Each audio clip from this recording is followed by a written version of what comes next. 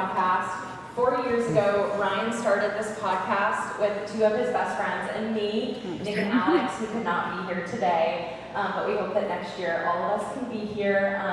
We started this podcast 4 years ago, and I'm very proud that we are here today speaking with all of you in person. This is something that we had no idea that the timelines would accelerate and get us here so quickly. We thought it would be like the next 10 years or something like that. So we're very grateful for the opportunity to be here today and speak with all of you. I'm really grateful for Emily here, which is Ryan's sister, to speak with him a little bit about what it was like growing up in a household with the UFO phenomenon and other fun adventures that they had. So thank you guys again for being here. I'm very proud of you, Ryan, for what you've done. And let's kick it off. Thank you guys again.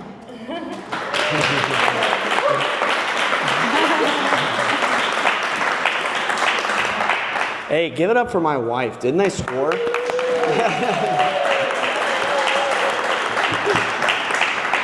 We know she's all here for me. We were best friends before they got married, so. Yeah, well, whatever. She married into the family for this one. So, what's up? How are we doing?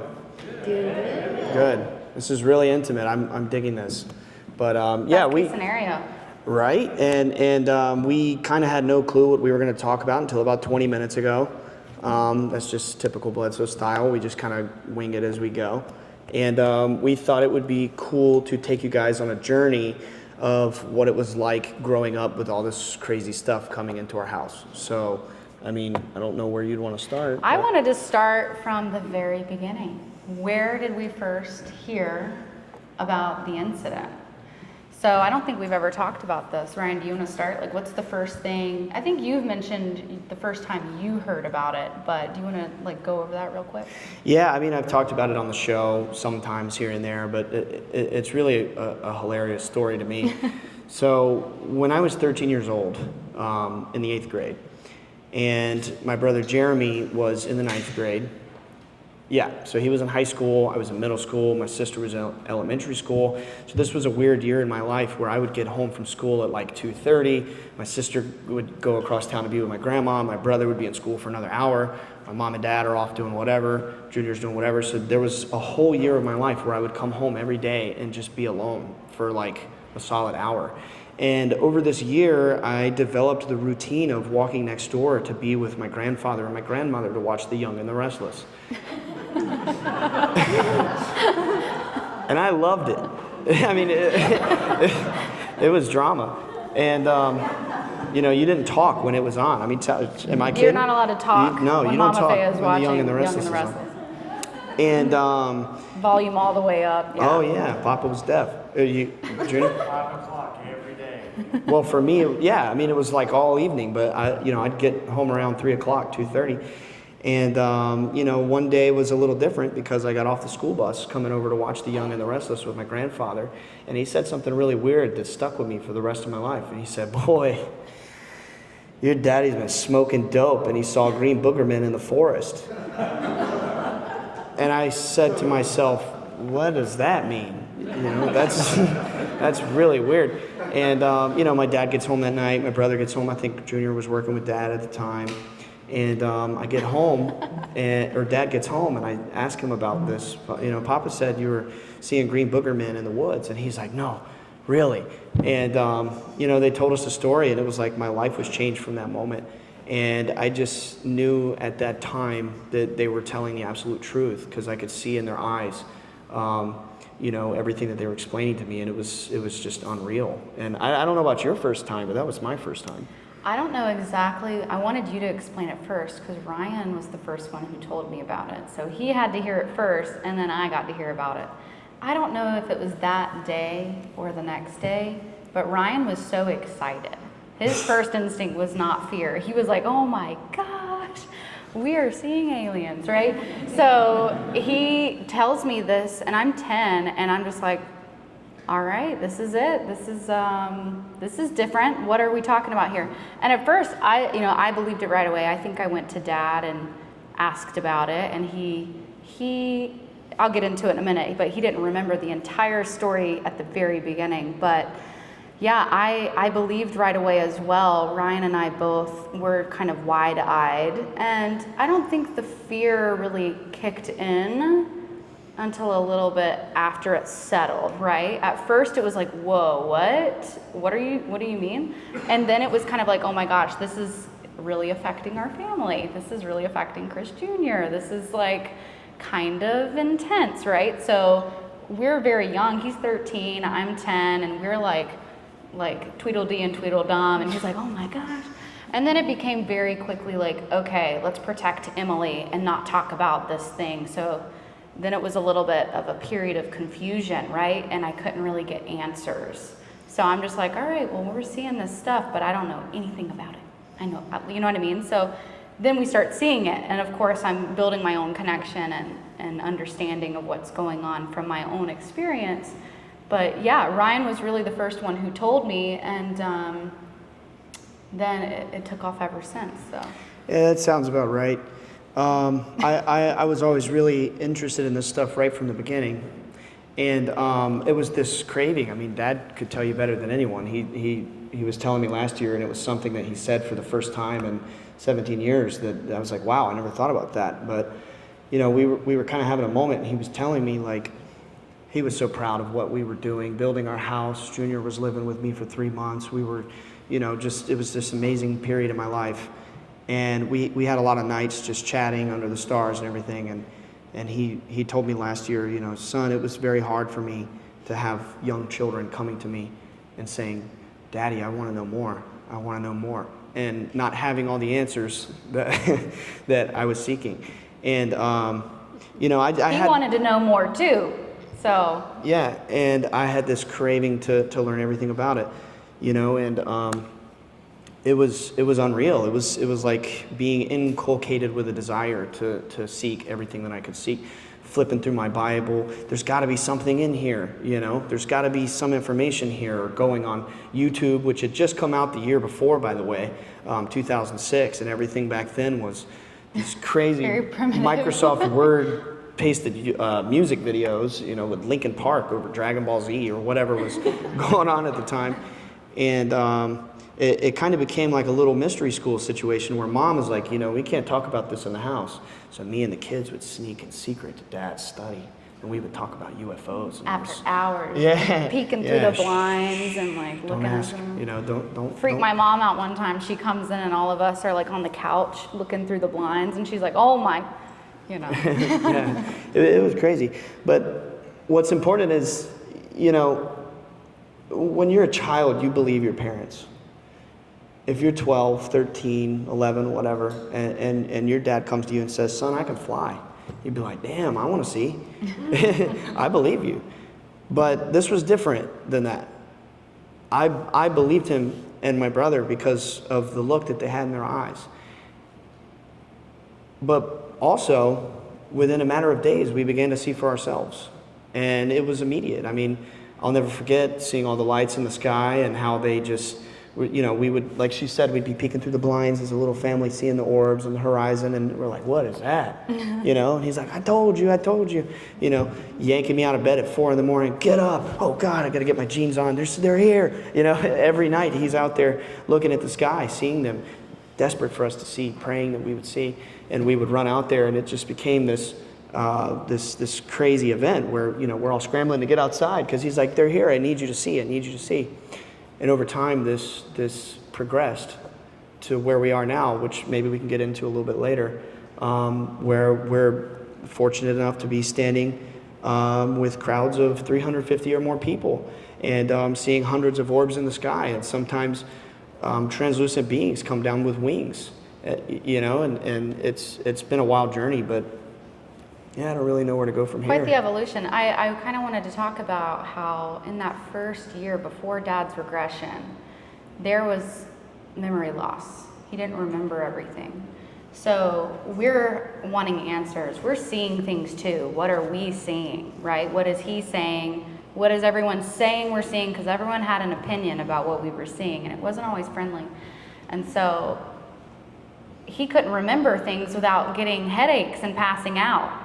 And that by itself is kind of scary, right? Just that fact alone was kind of scary.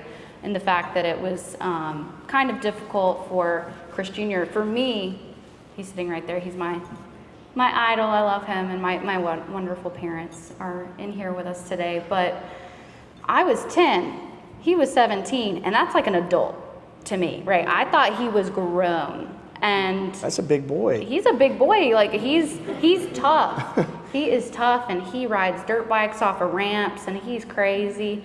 And all of a sudden, I'm out in the backyard by myself playing on the sidewalk chalk, and he's like, "What are you doing by yourself? They're gonna take you."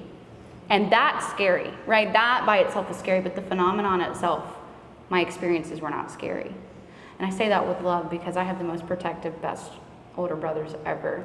But it just led to a lot of confusion, and my dad didn't remember things. And so we were all very quickly thrown together. We have to figure this out, and we're in this together, right? We're gonna research, we're gonna have each other's back, we're gonna experience and trust that we're safe, because that's all that mattered, right? So yeah, once we had that regression, Everything changed. everything changed. There was a lot more perspective. So that first year was really that pandemonium in our house, and things are happening in the house. There are shadow figures and beings and orbs in the home, outside of the home, and just trying to make sense of all of that, And there's this funny thing that, Dad's story is famous. The dogs were barking, right? He had this kennel in my grandpa's backyard. Anytime the dogs would bark, though, for that first year, we would be like, They're here. Oh my God. So, and you could hear them. If they were barking loud, you could hear it, right? Because we're neighbors. And anytime it would happen, we would just be silent and stare at each other like, wait, what do we do? Do we go outside? Do we want to see it, or do we not want to see it? Because that's kind of, like intense. So it was just very weird, very abnormal, right? And so having that happen, and then going to school, and there's rumors and people pointing and saying all sorts of stuff, which of course got more intense when the documentary came out. But yeah, I don't know, like, I mean, it was crazy. we could go so in depth on one story. It's just, Picture this. You're in high school. You're going to school the next day, and your teacher pulls you up in front of the class and says, "Hey, I saw your documentary last night. You want to talk about it?" Oh, crap. I'm wearing a shirt that's, got aliens on it. Not thinking anybody would know anything about this. Telling a story, and everybody's laughing. And I'm like, damn, I don't have a chance with that girl anymore. But, it was embarrassing. It was really embarrassing. And then I go to my next period, third period or whatever, and my art teacher, Miss Warwick, she pulls me aside and she said, "I need to talk to you after class." I'm like, "Oh man, I'm in trouble. I sucked at art." And she had a newspaper clipping, and she said, "I saw in the Fayetteville Observer this morning about your dad's documentary. I thought that was really brave of your father to speak out, because when I was a little girl many years ago, my aunt and I were in the woods and we saw a UFO, and we never talked about it again because we were terrified of what, we didn't want to talk about it. And I thought that was really brave of your family." And I was like, "Oh, well, that was sweet." And it was a mixed bag of kids coming to me with their flip phones back then, with the the little 1 through 9 keypad, showing me a video of a light in the sky, saying, "What do you think about that?" I'm like, "I don't know, it's crazy." And it was just a whirlwind of things. And shortly after that, fast forward to about 15, I'm in my pajamas playing Fallout 3, just chilling on a Saturday or Friday or something in the summer. And there's a ring at the door, and I answer the door, and it's this guy from NASA named Hal Povenmire, and he's got a thing like this. A lot of these people in the intelligence community, it's like they don't have badges like on Men in Black. It's like this. They have a little lanyard. It's got their picture on it. It says NASA or whatever, CIA, NRO, whatever. You know what I'm saying. Air Force. Yeah, they've got all these different, they call them lapels. They call them lapels, right? He shows up, he's got one of these. He's like, "Hey, is this the Bledsoe residence? I drove 12 hours from Cape Canaveral. I was hoping to speak to Chris Bledsoe." I was like, "Mom, NASA's here," that kind of situation. Guys, we are so excited to tell you about our first brand deal with Stigma Hemp. We are so pumped to be working with them. These people are amazing. We've been working with them for a couple of months now. They have an amazing product. It's a family-owned business, and we really, really believe in the product. Ryan, tell them about some of the products that Stigma got. Yeah, so they got these delicious THC teas, seltzer waters, gummies. I would personally say they're the best gummies I've ever tasted. I would in too. my humble opinion. And that milligram is just that perfect dose to have a good night without all the the freaky thoughts that gummies usually bring. No, but seriously, it's a great product. Josh is a great guy, the founder of Stigma Hemp, and I really am excited to partner with them, especially knowing that he is personally very interested in UFOs and the UFO space. And I just couldn't be more excited about it. Yeah, guys, they have CBD, they have THC, they have capsules, they have gummies, they have drinks. They have these awesome CBD and THC drinks that are 0 sugar, 0 calories, 0 alcohol. It's just pure either CBD or THC, and it's all in like relatively low doses, so it's manageable. It's a really, really good product. We've tested it ourselves Many times. It's fantastic. They even have like sleepy time stuff that has melatonin. We really, truly, actually love this product. It's amazing. So we got a little special offer for our listeners. Yes, we do. Tell them about it, Ryan. Go to stigmahemp.com and use code BSS at checkout, and you'll get a nice little 30% bump off your price there. And, get you some tins of gummies and just have a good time with them. Stigmahemp.com, code BSS. Get that. And I was there too, by the way. and I was there when he showed up. yeah, and next thing you know, he's coming dozens of times over the years, and we're going to school. We're tired the next day because we've been up the night before talking with NASA.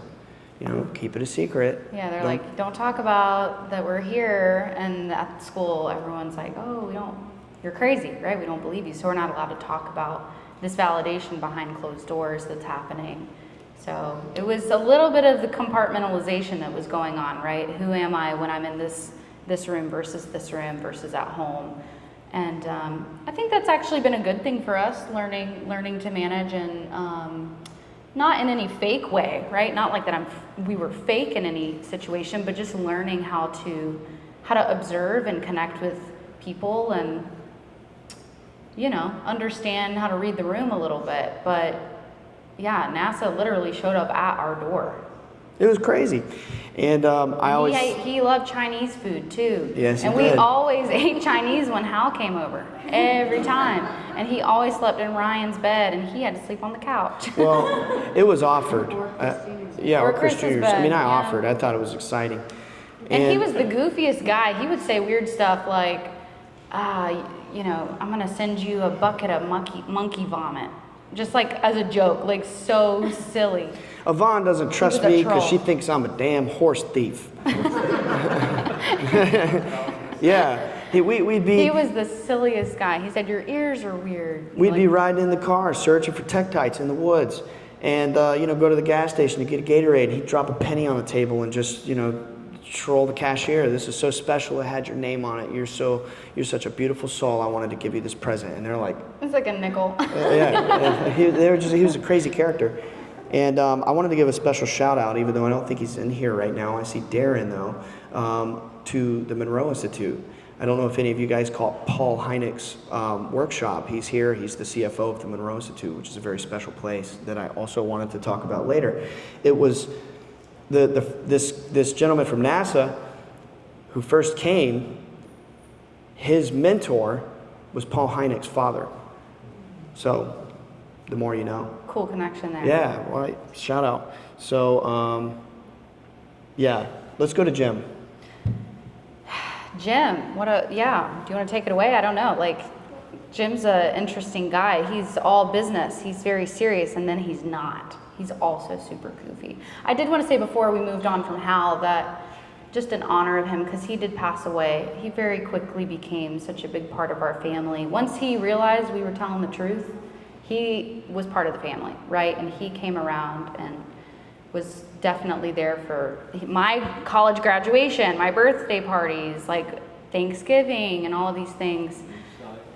My recitals, Yeah. my big recital, like he was like a grandpa, right? And I just want to say that when I was young, when I was little, he always worked with children, actually, troubled children in prison, like juvie and all of these places. And he took to us and very like discreetly, I think, tried to encourage us, even though he was telling us we couldn't talk about certain things. So I always admired that. He was a little bit of an angel. But yeah, Jim comes and he is this big bad guy that people are like, oh my God, you know Jim Simivan, that's kind of insane. And he's the kind of guy who would come to our house and say, invite all your friends, and I'm going to tell them that this is legit. And so... Yeah, it was crazy too. I mean, he was like this really high-profile guy in the CIA, overtly retired, and you know, I would ask him all kinds of questions, like just you know, is the Illuminati real? You know, and he would clam up and he would smile and he would say, "You kids are crazy. You're gonna end up in prison." Just joking, you know. He was hilarious, and I love pushing his buttons. Anybody in these intelligence communities, I love pushing their buttons. You know, you've got all these secrets. I don't care. Let's ask questions. It makes them smile. They love it. Push the envelope with Jim. They love it. Yeah, they think it's hilarious, and he really was a transformational point in our journey because, you know, we haven't talked much about the experience of everything, only our perspective, because it's what we wanted to focus on, you know.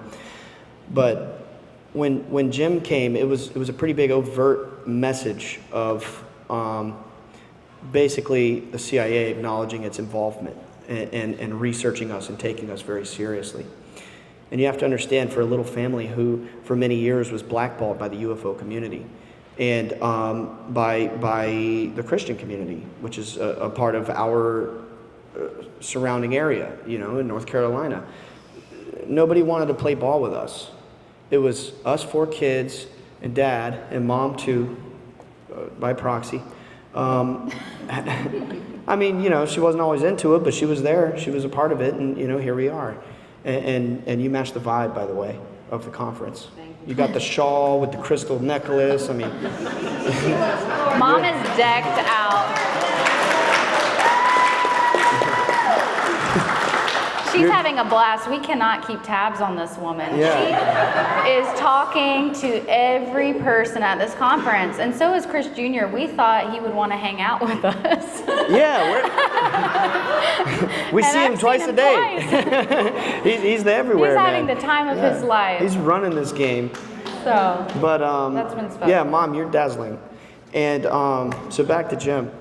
And what was I saying? I don't know. Jim brought our friends over. Yeah, he was just the kind of guy, like, oh, I know what I was saying, bear with me. If you've heard the show, you know the drill. But he would, you have to understand, from our family's perspective, nobody wanted to play ball. Because the UFO community said, you guys are too religious, y'all are nut jobs. And the people in the Christian community was like, you're possessed by the devil, you know? Well, where do we go, right? Yeah. Nowhere. But then people came knocking. People from NASA, people from the CIA, people from the DOD, they still do. Some of them are here. And it showed us that there's somebody in this world that's taking us seriously, that there's somebody credible who's interested That in was sustaining for us in a lot of ways. And it A few key figures coming in. There were some spooks, don't get us wrong. There were some people coming in that didn't always feel right, you know what I'm saying? But there were some people like these figures that were beacons of light for our family. yeah. And some not so many, and that's just life, right? Sometimes you're at a house party and there's a dude in the corner that, you know, it's like, I don't want to be near him. It's like that in every situation. It's like that with government officials. It's like that with pastors. It's like that in every asset of life or facet of life. You know, there's always some good and some bad. And, you know, as my dad always says, and it's a truly wonderful perspective, people in the government are no different than you and me. Some of them may have an agenda that they have to carry out. Some of them might be really nice people and finding themselves in an incredible position to make change with their status or whatever. But I don't want to hover too much on government. We just want you to understand our perspective growing up, you know, from our teen years up into adulthood, what it was like in our house, what it was like. Can I share a story? Twist my arm. Okay, this is just a fun little full circle moment. I'll keep it brief, but the keynote speaker here is Josh Gates. He's been on television. I'm sure you know who he is. I realized I went to see him speak. It was the only thing I have seen because we've been busy, right? We've been busy doing stuff. It was the only thing I went to see, and I realized that the first show he did on the Sci-Fi Channel, Destination Truth, came out the year that the incident happened, when Dad became a recluse, and all he did was hang out in his private room, and we hung out and watched TV shows, right? We watched Destination Truth. And so we're here seeing this dude on TV, and I'm like, wait a second. Here we are 18 years later, and I'm like in the room with the guy that we were like sitting there wondering, what are we going through? And there's this guy on TV like doing all this wonderful, amazing stuff and some paranormal stuff, and we were just eating it up like, oh my gosh, is this it? Is this what we're seeing and going through? So that and like the Bigfoot shows and the ghost hunter shows, that was really what we were jamming to after school in the evenings. Dad loved it. I loved it too. Yeah, it was crazy. Imagine a world in 2007 where there's not really social media. Facebook's out, what the heck is that? They play Farmville. And YouTube had just come out, and there wasn't really any way to rapidly learn information. So we flocked to television, and we would watch these cheesy paranormal shows, in search of Bigfoot, ghost hunters, UFO files, UFO hunters, as if there's a difference. Oh, loved it. And we thought we were learning, listening to all this, television, and there was that little blurb on the screen. If anybody's wondering how the government got involved, there was this little blurb on the screen that said, if you've had a sighting, report it at MUFON.com. So That's anyway, what he did. Yeah. And the rest is history. I wanted to just carve out a little slot here to give a shout out to the Ohmies. If you watch our show, if this is your first time, what you don't know is that the people that watch our show are the homies that say Om. So for those of you that are here, there are probably 3 or 4 people in this audience right now that you aren't aware of yet that are extremely incredible that will be on the show. So let the mystery expand in your mind, and there's some really cool people here. Yeah. And I see some Ohmies in the audience. I see some shirts. I see some people we've met this weekend. We're just so grateful that you guys would come out and be here with us in person. This is a first for us. It's pretty amazing. So. Yeah, I mean, it's like my wife said. We've been doing the show for 4 years, and again, if you followed from the beginning, you know that we've had this dream of doing live shows and things like that. And as she said, we were thinking, maybe 10 years from now we'll have that opportunity. So another special mention. I never thought we would be here, right? Like doing this kind of thing, being here and being accepted and being welcomed with, I'm looking at all these lovely faces. Everyone's just so wonderful, and the energy is great, and the whole conference has been great. And I was a little bit anxious about it, if I'm going to be honest, a little bit anxious. Like, what's going to come up for me emotionally when I'm talking to these people asking me questions? And we've had a lot of growth, and I'm sure we'll talk about that a little bit, because I think it adds hope and encouragement to everyone else too. But if I'm going to be candid, I was a little anxious to come, and it's just been the best experience. So yeah.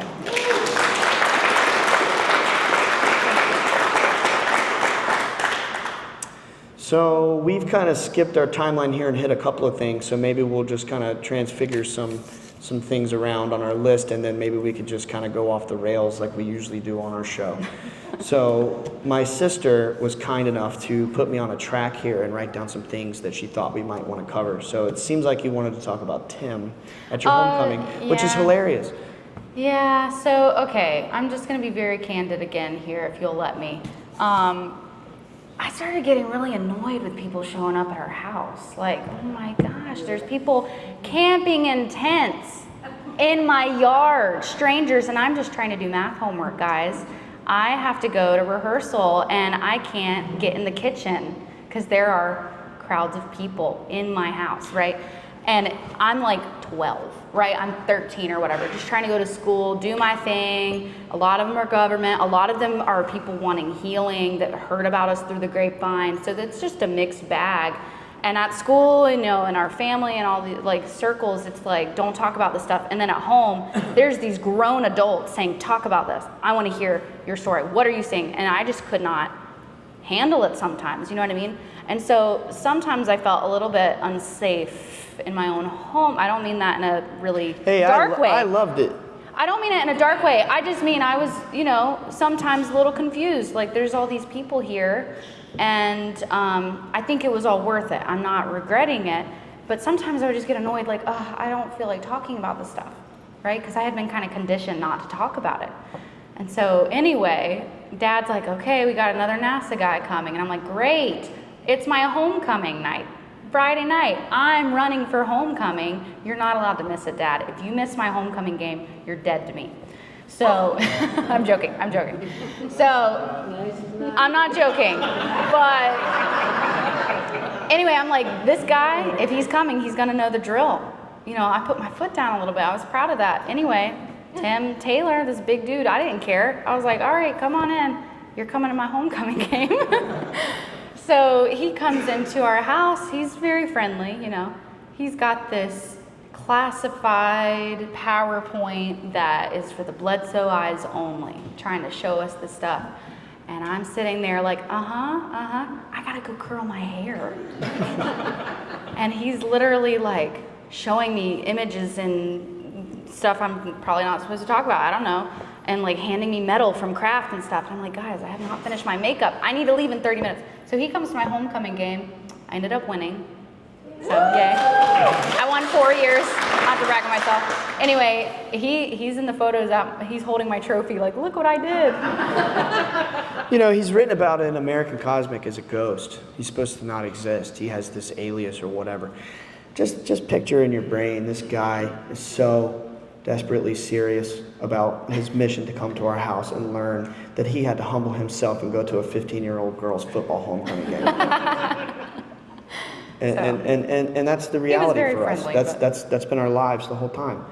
And so I think a really good thing to talk about next is the burning tree. And we've also kind of jumbled the timeline around here because these are just points we wanted to hit. We could talk about like the UFOs or the aliens all day, but there's just so much wealth of other stuff. You've heard it, right? There's so much other stuff that I think is just as important because it's the same yeah, thing. Well, so Burning Tree was what, 2012?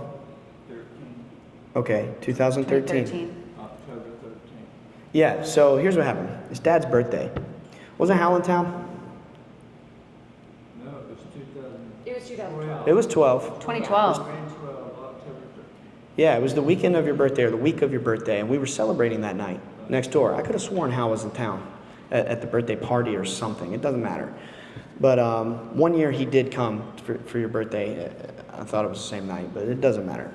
We're having a birthday party next door. My dad's parents were our neighbors. And, we're having a good night, but it had been raining for like 24 hours. The ground's all soaked, and, it's kind of an important detail for later.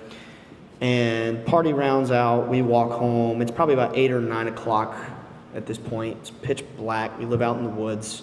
You walk out the back door and you hear the banjos playing. It's pretty regular. And at one point, my mom and dad look out the back door and they see this fire. And they're like, oh my God, the tree's on fire. I don't know who saw it first. I did. I think you walked out. Yeah, you walked out and you Saw through the windows, sparks in the sky.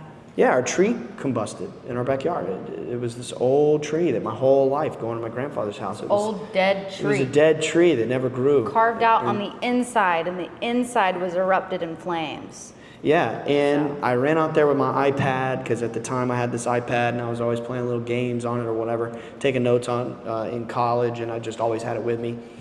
I ran out there, I filmed it on my iPad, and posted it to YouTube like a year later. And there's this like whole lore about this thing. Someone, Chase Klotsky, comes. She takes samples of it and sends it to MIT, and they confirmed, this is a legitimate spontaneous combustion.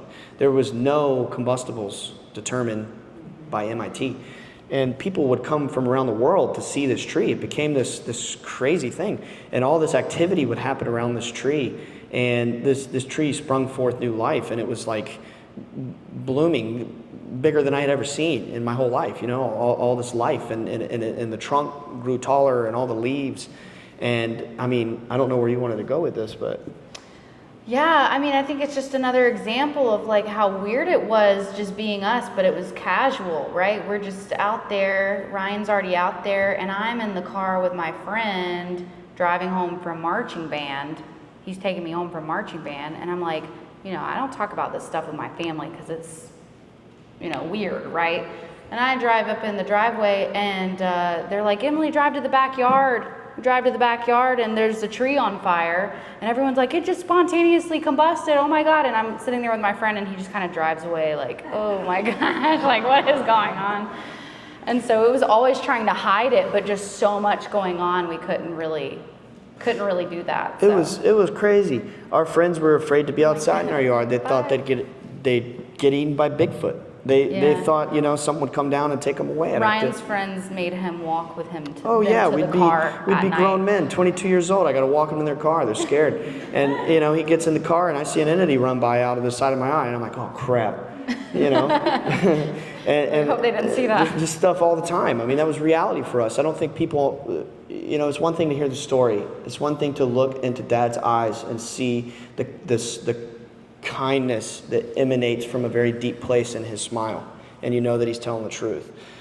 But it's another thing when you learn the perspective of us children and you realize exactly how deep this thing goes, and the reality of what we were experiencing is there is nobody on this planet other than the 6 of us within that home that really knows the gravity of what was going on there, the tens of thousands of spooky experiences that we have witnessed.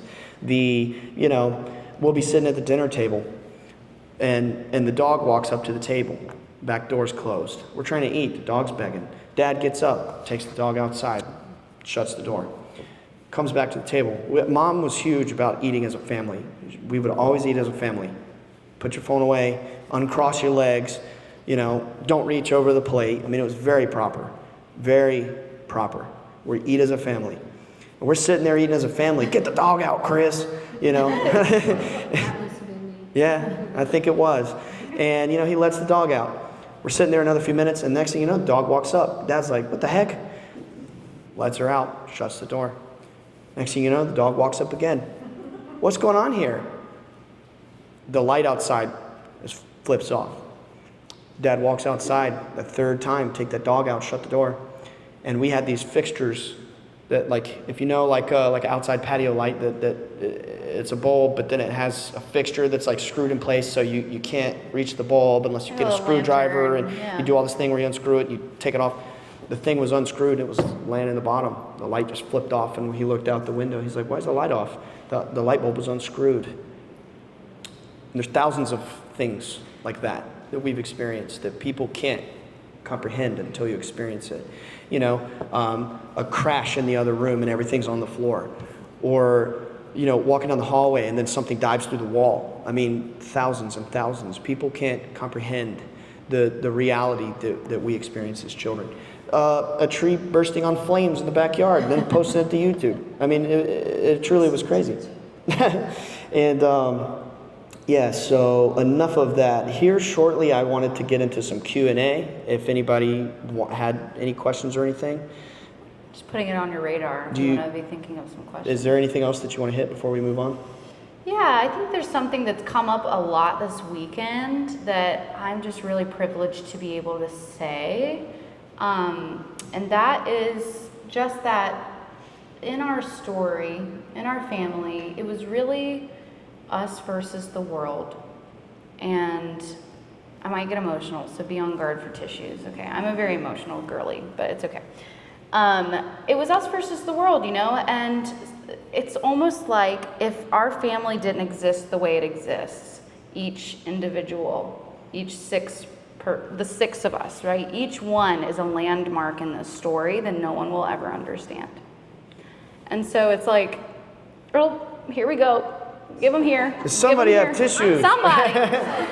I'm not ashamed to cry. I just, I have mascara. Anyway, for real, it's like each of us is a landmark that nobody but us 6 will understand, and it would not have happened if it was not us, right? Our unit. And it's like, what happened to Ryan happened to me. What happened to my dad happened to me. What happened to me happened to my brother and to my mother.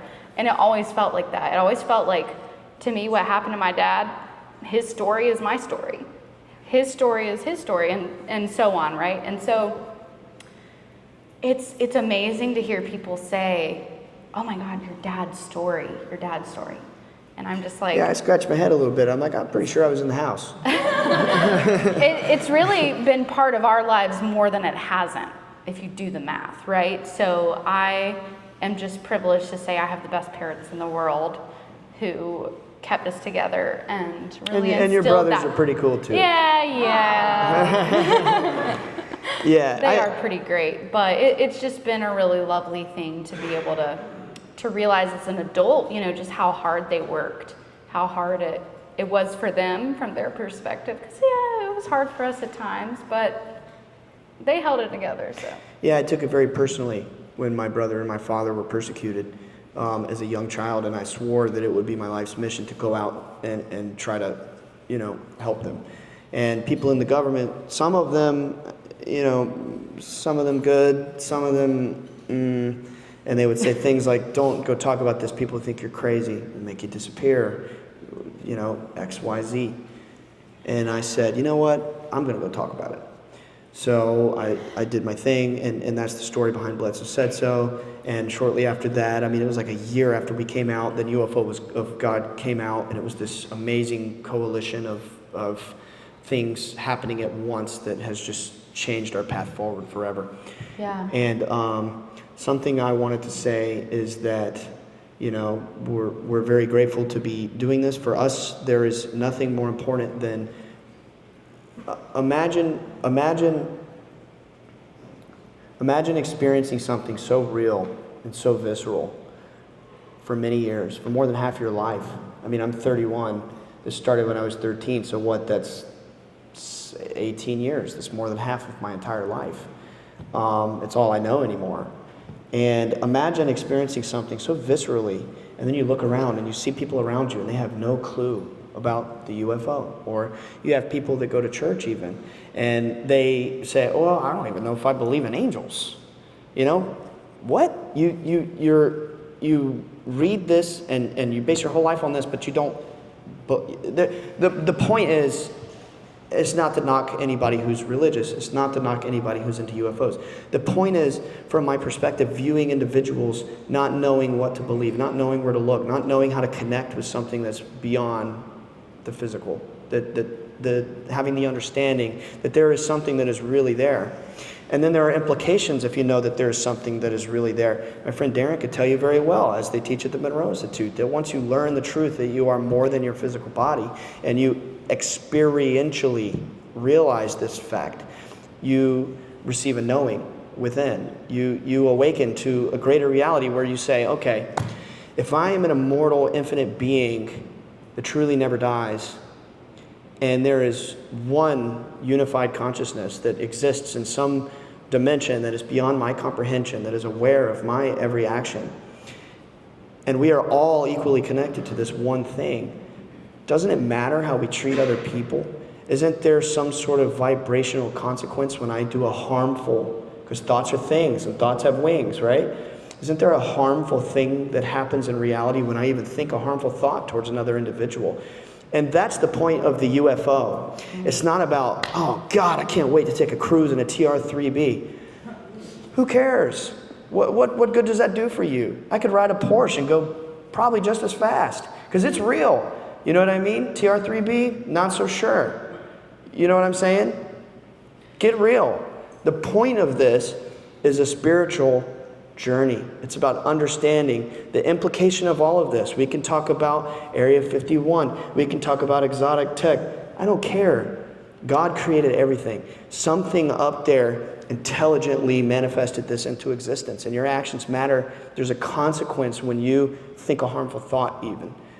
When you harm somebody, when you steal somebody from somebody, when you cheat, when you do something terrible, and in your mind you're thinking, I'm going to do this terrible thing and I'm going to get over on them. Well, shame, because that's going to come back to you later, because that's the fundamental makeup of the universe.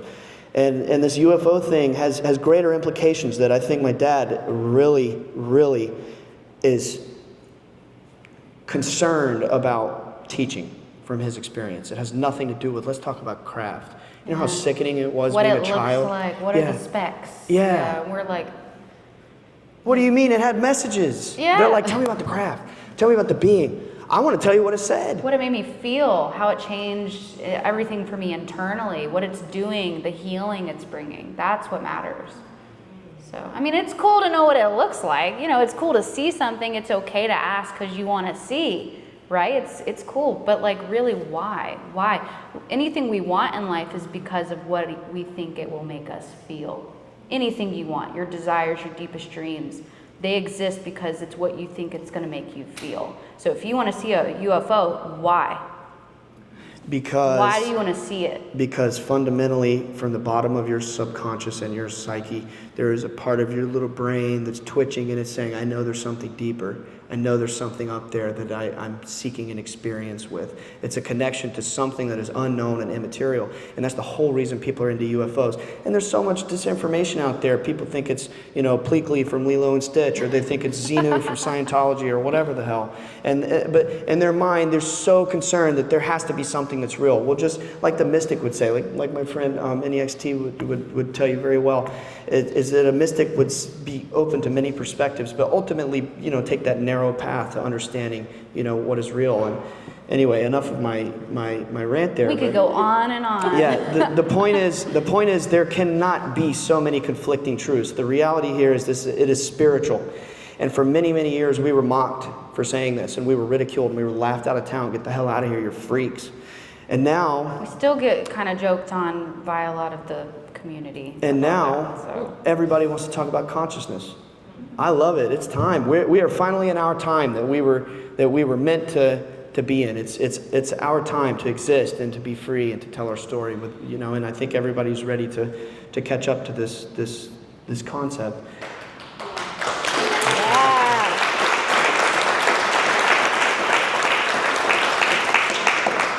So I kind of blacked out there, so I'm gonna switch gears. Sometimes when I do weddings and public things, I black out and oh crap, what am I saying? Context for the weddings. Oh He's an yeah, officiant. yeah, I officiate weddings. Hey, I'm a reverend, guys. It's $50 online in North Carolina.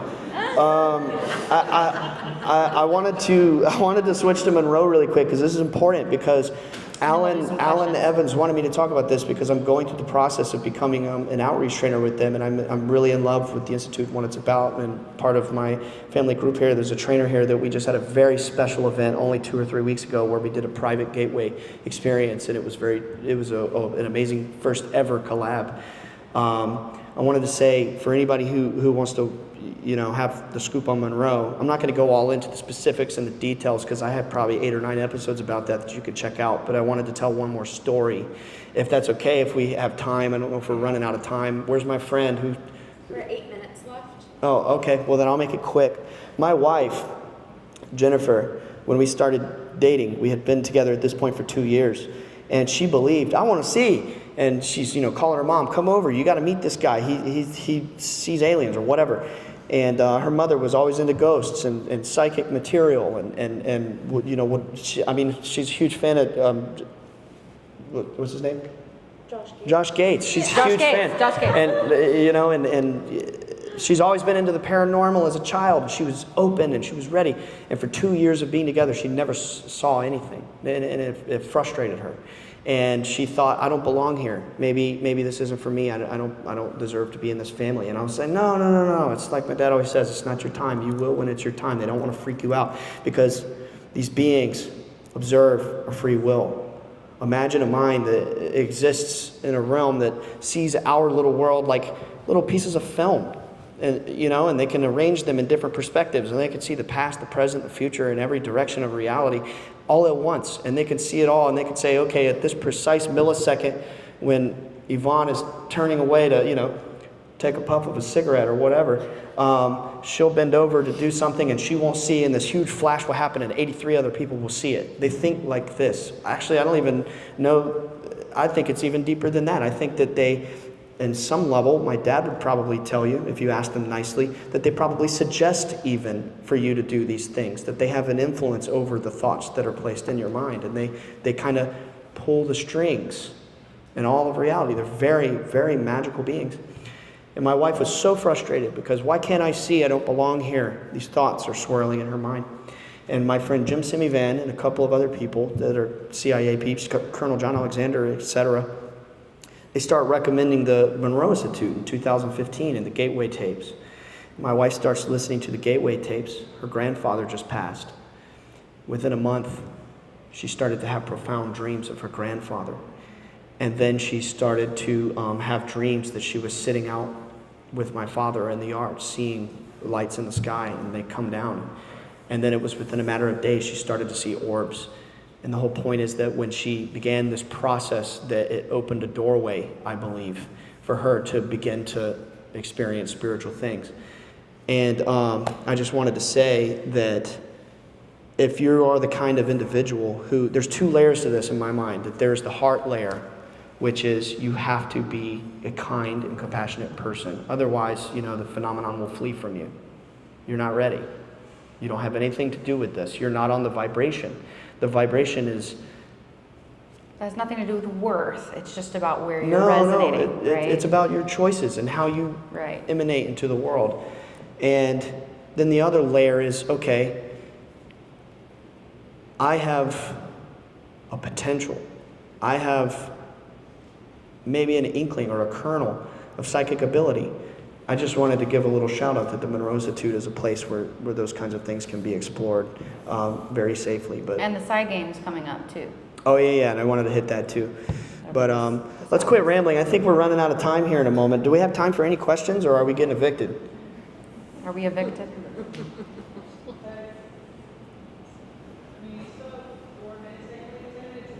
4 minutes? 10 minutes is fine? All right. Thank you. 10 more minutes. All right. Let's have a question. What? I don't really have a question, but I just... Can you come up? Can you ask come in up? the We have microphone? microphones here. Yeah, hold on. Okay, this one, sorry. Thank you. I don't really have a question, but I just wanted to let you guys know, in coming to be here and meet all of you, that you can tell how close-knit you are and what a support system you are to each of you. And that you could see when I met all of you. And I think that's such a beautiful thing. And then also realizing, I never realized how, in a way, violating all this is for you. And maybe being violated is a harsh word, but you guys have had to be such open books and really express everything. You don't have anything in a way for yourself to kind of feel like it's keeping you safe. You guys have had to give up really everything to everyone. Thank you and for I just saying want to that. say thank you for that. Thank you for saying that. We appreciate it so much. She's awesome. Yeah, that was very sweet. Thank you. I need that written down somewhere to remember. Hey, no pressure. You got to follow her act. Okay, go for it. So you were talking about how early on you guys had like weird stuff would happen in the house, like almost kind of poltergeist-y stuff. Yep. Can you talk a little bit more about that, and does that still happen? Like, why do you think that happens? Because I've heard that other folks experience that, and like in other cultures, you would think again, like, oh, there's like demons or ghosts in the house. Like, why? Like, do you guys have any answers to like why that stuff would happen? It does still happen, and I just will say that this phenomenon, at least what we're experiencing, what we have, experience with, is able to do whatever it wants. It's able to appear however it wants, and it is in this spiritual, interdimensional world around us at all times, manipulating, not in a scary way, right? But just like assisting, helping, guiding, protecting, and making things happen. It could pick this up and drop it. We've seen things move on their own, and anything. It can appear as a shadow figure. It can appear as a light being, and there's a whole ecosystem of spiritual things in the universe. There's really no way of us saying. We're just, I guess, speculating on what we've experienced. It can appear as animals. I mean, animals, yeah. It can. Or a truck, a mysterious truck driving in the driveway that did not exit and never was found. Things Check like this that. out. Not many people know this story. And Dad, if I butcher it, come on up. No, it's not that one. It's That's in the Mom's book. They can story. read that one. This is a uncut gem that most people don't know. Dad was working on his trailer, or my uncle's trailer, in the yard, and he's a very talented mechanic, and he was looking for this certain, what was it, a bolt? Yeah, it was, Do you want to tell it? You don't have to. you can tell He it. was looking Okay. for a nut. He was looking. The boat trailer axle was broken, and I welded a new hub onto the trailer axle and misplaced one lug nut. He Well, let me misplaced one lug hold nut. on. Let me say it for the microphone's sake. 100 degrees outside, and I was broken. I'm going to say it just so the people at home will hear it in my microphone here, because they can't hear you. He was looking for a certain little object, like a bolt lug or a nut. nut that would finish the job, and he couldn't find it anywhere. He's all on his hands and knees searching the grass, and then all of a sudden he hears a clink.